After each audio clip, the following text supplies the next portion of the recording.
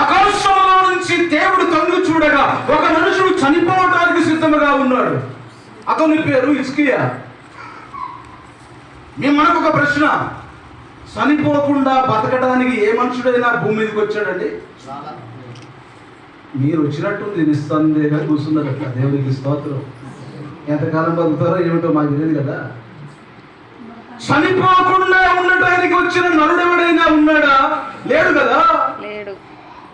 దేవుడు అంటున్నాడు, చనిపోయే ముందు ప్రతి మనుషుడు వినవలసిన విషయం ఏమిటంటే, సావుకు ఖచ్చితంగా ఎదురెగుతున్న ఈ ప్రపంచానికి దేవుడు సవాల్ చేసి చెబుతున్నది ఏమిటంటే, వాడు ఇల్లు చక్కబెట్టుకున్న వాడై ఉండాలి. దేవునికి ఇల్లు అంటే ఏ ఇల్లు? ఈ ఇంట్లో మహేశ్వరమ్మ స్విచ్ అయ్యగా ఫ్యాన్ తిరుగుతుంది, స్విచ్ అయ్యగా లైట్ తిరుగుతుంది, స్విచ్ అయ్యగా నీళ్లు పోస్తుంది. ఇది కాదు చక్కబెట్టుకోవడం. దేవుడు నివాసం ఉండాలనుకున్న దేహం అనే ఈ ఇంటిని ప్రతి మనుషుడు చక్క పెట్టుకున్న వాడై బతకాలి. అదే దేవుడి శాసనమై ఉన్నది.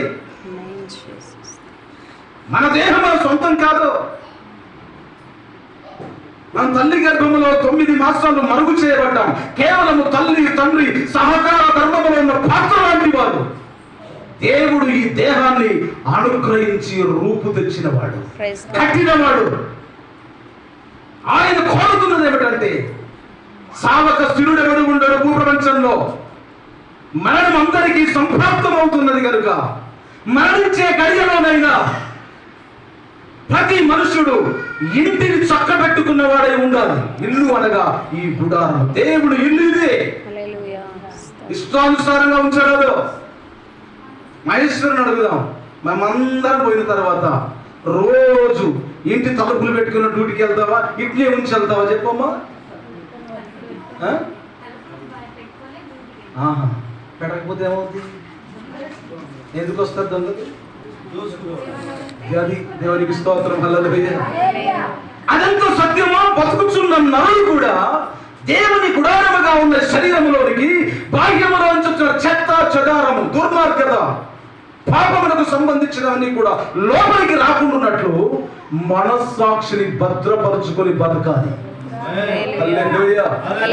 అది లేకనే ఈరోజు సర్వ సమాజము అర్ధనగ్నంగా ఖరాబైపోతుంది. ఆ మనస్సాక్షి సరిగా లేకనే ఒకడిపై ఒకడి పగ, ఒకడికిపై ఒకరి దేశం, ఒకడికిపై ఒకరి ఈర్ష్య. ఇవన్నీ ఎలా కలుగుతున్నాయండి? ఇవన్నీ మనుషుని లోపల ఉన్నవి కావు. బయట ప్రపంచంలో దేవునికి విరోధి అయిన సాతాను గుణాలు ఇవన్నీ లోపలికి వచ్చడం వలన మనిషి చెడిపోతున్నాడు. దేవాలయంగా ఉండవలసిన మనిషి జీవితం చెత్తకుప్పగా మారిపోయి చివరికి పాతాళంలోనికి ఇవ్వబడుతూ ఉన్నాడు. యేసుక్రీస్తు వారు భూమి మీదకి వచ్చిన కారణం ఏంటంటే, పాతాళ లోకంలోనికి వెళుతున్న ప్రతి మనుషుల్ని పరలోకపు ఇల్లుగా మార్చడానికి, పరలోకపు వైభవంగా కట్టడానికి. దేవునికి స్తోత్రం. హల్లెలూయా. మీరు ఒక విషయం చదవండి. 1 కొరింథీయుల పత్రిక 3వ అధ్యాయము 16, 17 కూడా చదవండి త్వరగా. 1 కొరింథీయులు 3వ అధ్యాయము 16, 17. మీరు దేవుని ఆలయమై ఉన్నారనియు దేవుని ఆత్మ మీలో నివసించుచున్నాడనియు మీరెరుగరా? ఎవడైనను సరిగా వింటారని నా యొక్క మనవి. ఎవడైనను దేవుని ఆలయమును పాడు చేసిన ఎడల దేవుడు వానిని పాడు చేయును. దేవుని ఆలయము పరిశుద్ధమై ఉన్నది, మీరు ఆ ఆలయమై ఉన్నారు. చప్పట్లు కొడతారు. ఆ ధన్యత మనకు దక్కిందండి. ఎవరు దేవునికి ఇల్లాటి? ఇప్పుడు సర్వ సమాజంలో ప్రతి మనుషుడు దేవునికి ఇల్లుగానే కనపడాలి. హల్లెలూయా. ఇక్కడేం చెప్పాడు? మీ దేవుని ఆత్మ మీలో నివసిస్తున్నాడు కనుక. అదేనండి,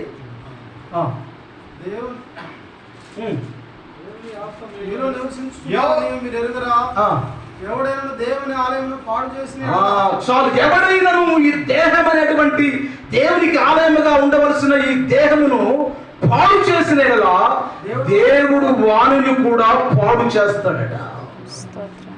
ఈ రోజులలో మనుషుడి దేహాన్ని పాడు చేసుకుంటున్నాడండి. ఏమేం పెట్టి పాడు చేసుకుంటున్నాడు చెప్పనా? మొదటిది దేవుడికి నరుడికి సంబంధం లేకుండా బతకటం. భూమి మీద ఉన్నాడే కానీ దేవుడికి నరుడికి సంబంధం లేకుండా బతుకుతాడు. దేవునికి స్తోత్రం, హల్లెలూయా.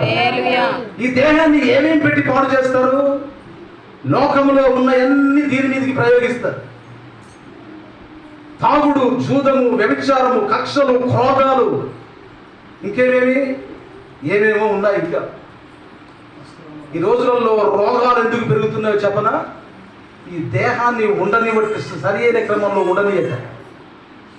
దేవుడు పెట్టినటువంటి ఈ దేహం అనే గుడారాన్ని పలు రకాల తప్పుడు యొక్క నిర్ణయాలలో నింపడం వలన ఈ దేహము, దేవునికి ఆలయంగా ఉండవలసిన ఈ దేహము రోగాల కుప్పగా మారిపోయింది. దేవునికి స్తోత్రం. ఒకసారి నమ్ముతారా? నేను దేవునికి ఆలయం అని చెప్పగలుగుతావా? చెప్తేనే వదులుతామండి. నేను దేవునికి ఆలయం నువ్వు చెప్పాలి. నా శరీరము దేవునికి ఆలయంగా నేను కాపాడుకుంటాను. దేవునికి స్తోత్రం, హల్లెలూయా. ఈ మధ్యకాలంలో శరీరాన్ని, దేవుడిచ్చినటువంటి ఈ శరీర గుడారాన్ని రకరకాల మైమరుపులు తిప్పుతున్నారు దీని మీద. ఆ మధ్య ఒకడు ముఖం బాగాలేదు చెక్కించుకున్నాడు. ముఖం బాగాలేదు చెక్కించుకుంటే కొత్త నూరు మోస్తుంది. తిరిగిపోయి మరో వారానికి మనోడు ఖాళీ సమాధి. దేవునికి స్తోత్రం, హల్లెలూయా. దేహంతో ఆటలాడకూడదు. దేవుడిచ్చినటువంటి ఆలయము ప్రతి దేహము. ఈ దేహంలో దేవుని ఆత్మ నివసిస్తూ ఉండాలి. అందుకే మనము నిర్మించబడ్డాం. దేవుని ఆత్మ నివసించకపోతే ఈ లోకంలో దురాత్మలు ఏలుబడి చేస్తాయి. దయ్యాలు, దురాత్మలు మనుషులను ఎందుకు లోపరుచుకుంటాయంటే దేవుని ఆత్మకు వాళ్ళు స్థానం ఇవ్వలేదు కనుక. దేవునికి స్తోత్రం, హల్లెలూయా. దేవునికి ఇల్లు ఎవరు? ఇప్పుడు దేవునికి ఇల్లు ఎవరు చెప్పండి? మనమే. మన దేహమే ఆయనకు గుడారము, మన దేహమే ఆయనకు మందిరం. అదండి మానవ జన్మకి ఉన్న రహస్యము. అందుకే ఈ మానవ జన్మకి ఒక అద్భుతమైనటువంటి ఆధిక్యత ఉంది. అంత ఆశ్రమసి జన్మ కాదు ఇది. దేవునికి స్తోత్రం, హల్లెలూయా. మనిషి యొక్క ఈ దేహంలో ఎన్ని ఉంటాయో మీరు ఒకటి చదవండి. గలతీ పత్రిక 5వ అధ్యాయము 19 నుంచి 21 దైవజనులారా క్లుప్తంగా చదవండి. 19 నుంచి. శరీర కార్యములు స్పష్టమై ఉన్నవి అవేవనగా జారత్వము, అపవిత్రత, కామకత్వము, విగ్రహారాధన, అభిచారము, దేశములు, కలహము, మత్సరములు, క్రోధములు, కక్షలు, భేదములు, విభుతములు, అసూయలు, మత్తతలు, అల్లరితో కూడిన ఆటపాటలు మొదలైనవి. దేవునికి స్తోత్రం, హల్లెలూయా. ఇది మానవ దేహములో నివసిస్తున్నటువంటి ఒక పాపపు ప్రపంచం అండి. ఎన్ని రకాలు చెప్పండి? 15 రకాలు. 15 రకాలలో మొదటిది ఏమిటంటే శరీర కార్యములు స్పష్టమైన వివనగా జారత్వము, అపవిత్రత, కామకత్వము, విగ్రహారాధన, అభిచారము, ద్వేషములు, కలహములు, మత్సరాలు, క్రోధాలు, కక్షలు, భేదాలు, విమతములు, అసూయలు, మత్తతులు, అల్లరితో కూడిన ఆటపాటలు. ఇవన్నీ ఈ దేహంలో ఉన్నాయట. నిద్రపోయిన వాళ్ళంతా గట్టిగా స్తోత్రం చెప్పండి. దేవుడు మనం మేల్కొల్పును కాక. హల్లెలూయా. ఆకలైన వాళ్ళంతా గట్టిగా స్తోత్రం చెప్పండి. ఆకలి అవ్వట్లేదు మీకు? 5 నిమిషాలు మీకు ఇస్తాం. 15 రకాలను బట్టి చెడ్డ జంతువులకు నీ దేహము నిలయంగా ఉండకూడదు. ఈ రోజులలో ప్రియులారా కక్షలు లేని మనుషుడైనా ఉన్నాడా? లేడు. క్రోధం లేని మనుషుడైనా ఉన్నాడా? మత్తు పానీయాలకు బానిస కాని వారు ఎక్కువ పర్సెంట్ 75% వెళ్ళిపోయింది లోకంలో. 20% మంది తాగట్లేరట. దానికి ప్రప్రదమైన మొదటి స్థానం మన తెలంగాణ యొక్క భాగ్యం అట. తాగుడే మనకు భాగ్యం. మొదటి ర్యాంకు సంపాదించాం. మరి ఎంత ధన్యులమో చూడండి. మత్తతులు, అల్లరితో కూడిన ఆటపాటలు, క్రోధాలు, అపవిత్రత, అవిచారము, ద్వేషము, కలహము, మత్సరము, కోదము, ఇవన్నీ దేవుడు ఇల్లుగా కట్టుకున్న ఈ దేహంలో ఉంటున్నాయట. మన ఇంట్లో ఏముంటే ఒప్పుకోరని చెప్పండి. కనీసం నలుసుబడిన 16 సార్లు ఊపుతారు అమ్మలారా. కనీసం నలుసుబడనియరు. మంచిది, ఇల్లును శుభ్రంగా కాపాడుకోవాలి. కుక్కలనో పందులనో దున్నపోతున్నో తెచ్చుకొని ఇంట్లో పెట్టుకుంటామండి. న్యాయం కాదు కదా, మనిషి చేసే పని కాదు కదా. వాటిలో ఉన్నటువంటి గుణాల కంటే మించి మనిషి దేహంలో కాపురం ఉంటున్నాయట. ఈ మనిషి దేహము దేవునికి గుడారం కదా, దేవునికి ఆలయం కదా. దేవుని ఆలయంగా ఉండవలసిన ఈ మనిషి దేహంలో ఇన్ని నీచ నికృష్టమైన శాస్త్రగా, మరి దేవునికి ఇల్లు ఎక్కడ? అన్యాయం కాదు. ఇల్లు ఇవ్వమనే ప్రార్థన చేసింది ఎవరు? మహేశ్వరమ్మ. ఇల్లు ఇచ్చిన దేవునికి ఆమె కూడా ఒక ఇల్లుగా ఉండాలా వద్దా? ఉండాలంటే ఎన్ని ఉండదు. మరి ఏమిటి? కక్షలు, క్రోధాలు, పగలు, ద్వేషాలు, కొల్లు, కుతంత్రము, అభిచారము, ద్వేషము, మత్తతలు, అల్లరితో కూడిన ఆటపాట. ఈ అల్లరితో కూడిన ఆటపాటలకు ఎక్కువగా అయిపోయింది మానవుని దేహం.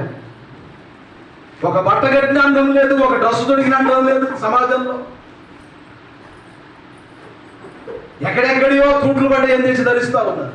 అది ఎవడు తెచ్చాడో ఎవడు పుట్టించాడో సమాజానికి అర్థం కాదు. దేహాన్ని చూపించుకోవడమే ఫ్యాషన్ అర్థం అయిపోయింది. మనిషి దేహాన్ని చెరుపుతున్నది సాధన.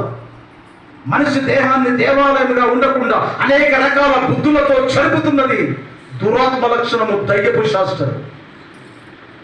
ఇట్టి ప్రతికూలమైనటువంటి విషయంలో నుంచి మనిషిని విడిపించి మనిషిని దేహాన్ని దేవాలయంగా మార్చి దేవాలయంలో ఆయన ఆత్మ దైవంగా దేదీప్యమానంగా వెలుగునట్లుగానే ఆయన పిలిపిస్తున్నాడు. ఆయన పేరు నజరేయుడైన యేసు. ఈ మంచి పని చేయటం వల్లనేనా ఆయన అంటే పడదు ఈ సమాజానికి? ఈ మంచి పని చెప్పడం వల్లనేనా ఆయన అంటే కక్షలు, క్రోధాలు? ఆయనకి ఏ మతాన్ని ప్రోత్సహించలేదే. పరిశుద్ధ గ్రంథంలో 3 సార్లు చదివించారు. మీరు అన్నాడు కానీ క్రైస్తవులు అన్నాడా? ఏ మతానికి ఏ మనిషికి సంబంధం లేదు. యేసు ప్రభు అంటే నేనే మార్గమును, నేనే సత్యమును, నేనే జీవమని బతికాడు కానీ నేనే మతం అని చెప్పలేగా. మార్గం అంటే ఏమిటి?